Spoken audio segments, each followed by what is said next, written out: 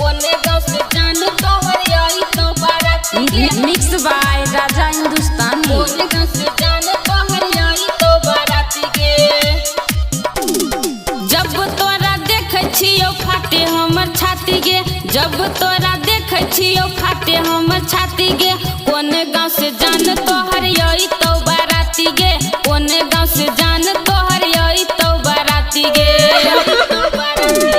तोहरे के मान छियो हम अपन साथी गे, तोहरे के मान छियो हम अपन साथी गे। कोन गाँव से जान तोहर आई तो बाराती गे, कोन गाँव से जान तोहर आई तो बाराती गे।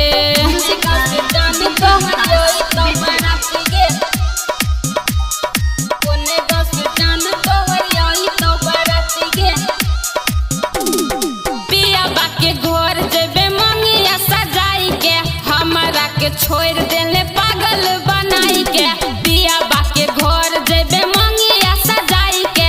हमारा के छोड़ देले पागल बनाई के। शादी के दिन हम करबा उत्पाती गे, शादी के दिन हम करबा उत्पाती गे। कोन गाँव से जान तोहर आई तो बाराती गे, कोन गाँव से जान तोहर आई तो बाराती गे।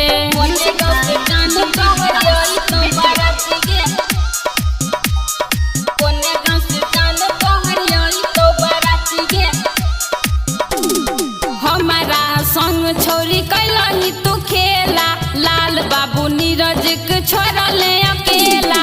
हमारा संग छोरी कैलही तू खेला, लाल बाबू नीरज के छोड़ले अकेला। राइटर शिवरा चलई तऊ लाठी गे, राइटर शिवरा चलई तऊ लाठी गे। कोन गाँव से